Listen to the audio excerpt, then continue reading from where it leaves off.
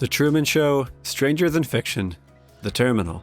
If I asked you to name a famous actor or actress from one of these films, I reckon most would be able to do so. And not just because their names were written right there on these posters. I've nothing at all against Jim Carrey, Will Ferrell or Tom Hanks, but if I were to ask you whose idea was it, who was it that wrote the script that brought the film from a black void of nothing and onto a white sheet of paper, now that's a much more difficult question. These three films weren't randomly chosen. They're three of my all-time favourites. Films I've watched far more times than I'm frankly willing to admit. But it was only during the making of my video on The Truman Show that I found out its writer also co-wrote The Terminal, Andrew Niccol. That's him there. And if you were wondering, it was Zach Helm who wrote Stranger Than Fiction.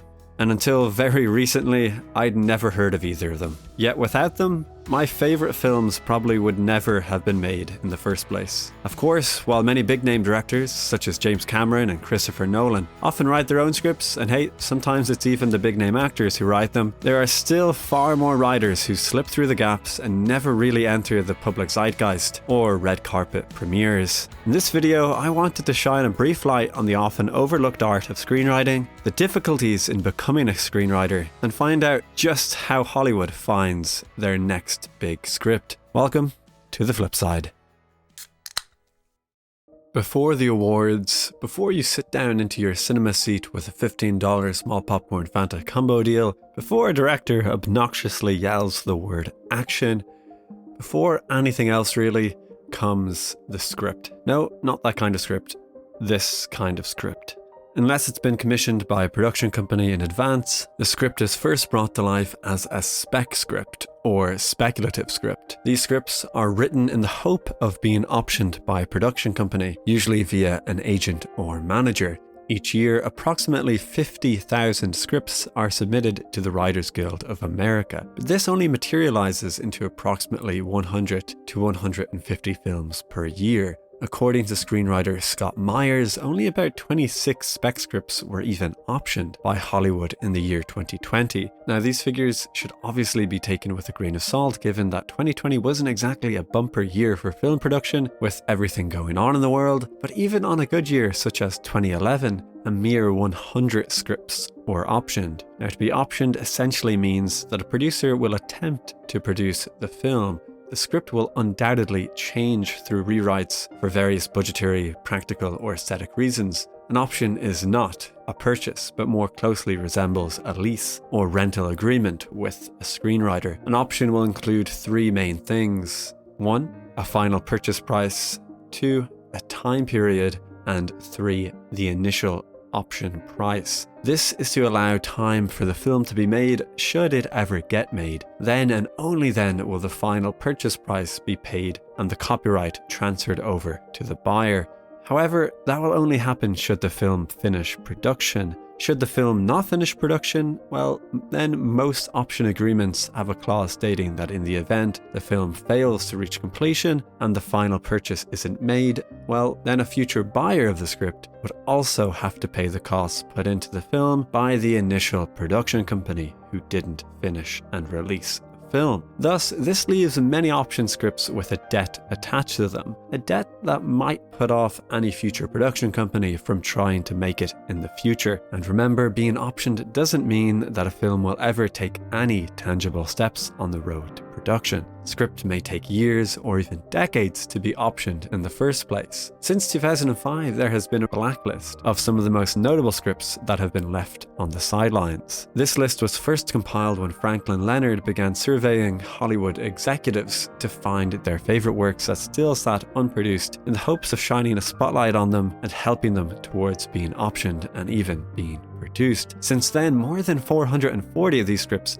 have made it through production hell and have collectively amassed a whopping $30 billion at the box office, as well as 54 Academy Awards from 273 nominations. Films produced from the Blacklist include Slumdog Millionaire, from a script adapted by Simon Beaufoy from the Vikas Swarup novel of the same name, The King's Speech, written by Tom Hooper and David Seidler, Juno by Diablo Cody, and more recently The Menu, written by Will Tracy and Seth Rice. This year's Blacklist included a showcase of 76 original screenplays and was voted on by more than 375 film executives. I've included a link to an article with a full list in the description below. Now, while the Blacklist is an amazing thing, making the list does not guarantee production by any means. The genre of a script will also have a huge impact on its success of being optioned by a Hollywood executive. Genres go in and out of fashion. While dystopian teen action adventure films were all the rage in the 2010s, and more recently live-action remakes were having their moment, in 2020 the most popular spec scripts to be optioned were genre hybrids, as writers